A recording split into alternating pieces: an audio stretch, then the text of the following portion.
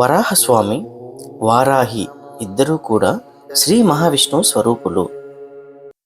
వీరిని ఆరాధించడం వలన పంటలు బాగా పండుతాయి, భూ సంబంధిత సమస్యలు పరిష్కారం అవుతాయి. కేవలం భగవంతుని పాదాల ముందర కూర్చొని పెద్ద పెద్ద పూజలు చేయటం వలన మాత్రమే స్వామి అనుగ్రహం దొరుకుతుంది అనుకుంటే పొరపాటే. ఆయన కథలని వినడం, చదవడం, భక్తిగా మనసులో రోజు నమస్కరించుకోవడం కూడా మనకి ఫలితాన్ని అనుగ్రహిస్తాయని గ్రహించాలి. స్కాంద పురాణంలోని ఈ దివ్యమైన యాజ్ఞవరాహ స్వామి రూపాన్ని ఆషాఢ నవరాత్రులు సమీపిస్తున్న ఆ దివ్యమైన కాలంలో స్మరించిన చాలు, జన్మ జన్మల పాపాలు తొలగిపోతాయి.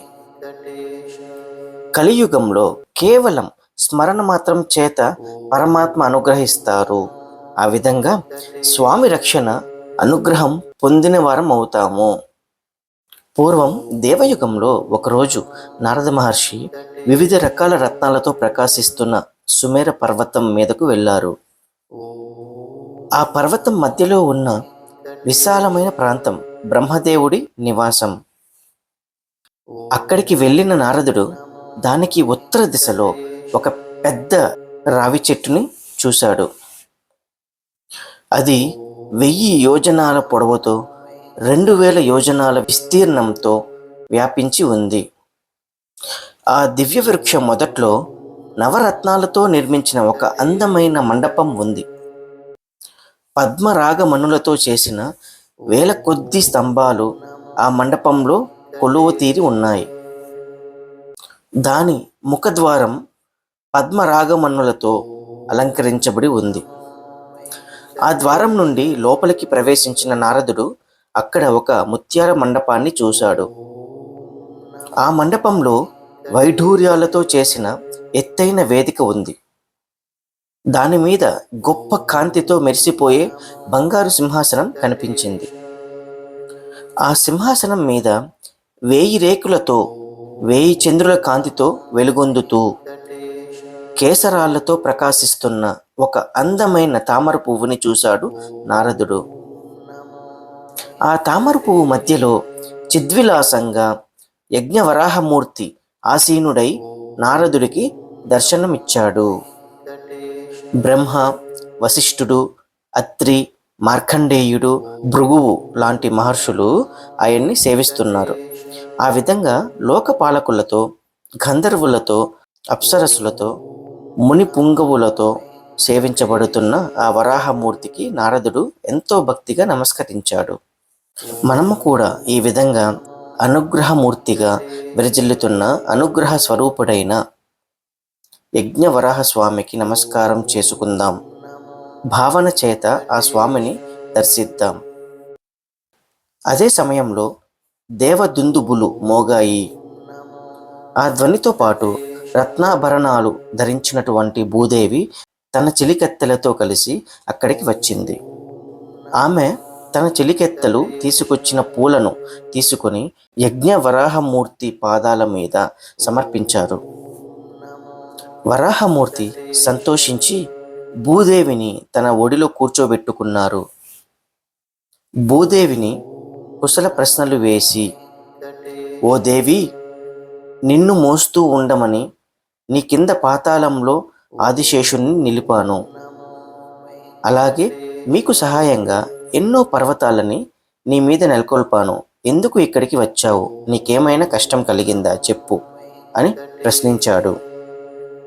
అందుకు భూదేవి, ఓ నాదా, పాతాళంలో ఉన్న నన్ను పైకి తెచ్చి ఆదిశేషుడి పడగల మీద ఉంచావు.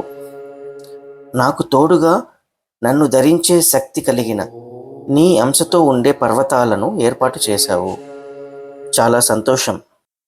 అయితే నాకు ఆధారంగా ఉన్న పర్వతాలలో నువ్వు ఎక్కడ నిలిచి ఉన్నావో ఆ చోటుని గురించి వివరించాల్సిందిగా వేడుకుంటున్నానని స్వామికి నమస్కరించింది. అప్పుడా వరాహమూర్తి, ఓ దేవి, దక్షిణ దిశలో ఉన్న పర్వతాలలో అరుణాద్రి, గజపర్వతం, రుద్రాద్రి, ఘటికాచలం అనే పర్వతాలు చాలా గొప్పవి. ఈ పర్వతాలన్నీ పాల సముద్రానికి దగ్గరలో ఉన్నాయి. గజ పర్వతానికి ఉత్తర దశలో 5 యోజనాల దూరంలో సువర్ణముఖి అనే నది ఉంది. ఆ నదికి ఉత్తరంగా కమలా అనే పేరుతో ఒక సరోవరం ఉంది. ఆ సరోవర తీరంలో పూర్వం సుఖ మహర్షికి వరప్రదానం చేసిన శ్రీహరి కొలువై ఉన్నాడు. ఆయన నిత్యం మునిగణాల చేత ఆరాధించబడుతూ ఉంటాడు.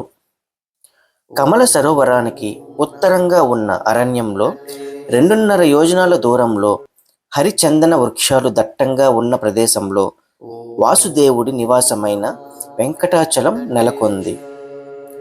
7 యోజనాల విస్తీర్ణంలో ఉన్న ఆ పర్వతం బంగారంతో నిండి రత్నాల సానువులతో చాలా ఉన్నతంగా కనిపిస్తోంది. ఇంద్రాది దేవతలు, వశిష్ఠాది మునీశ్వరులు, సిద్ధులు, మరుత్తులు, దానువులు, గంధర్వులు, కిన్నెరులు, రాక్షసులు, రంభాది అప్సరసలు అక్కడ తపస్సు చేస్తూ ఉంటారు. ఓ దేవి, వీళ్ళంతా తపస్సు చేసే ఆ వెంకటాచలం మీద ఎన్నో దివ్యమైన సరోవరాలు, తీర్థాలు ఉన్నాయి. శ్వేత వరాహమూర్తిగా నేను, వెంకటేశ్వరుడు అక్కడ కొలువయ్యాము.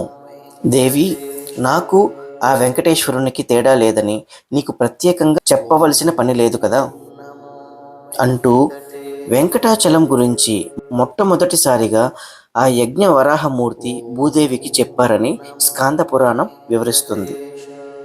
కాబట్టి కలియుగంలో భక్తులని అనుగ్రహించేందుకే మేము ఈ విధంగా అవతరించామని భూదేవికి స్కాంద పురాణంలో యజ్ఞ వరాహస్వామి వివరించినట్లుగా ఉంది.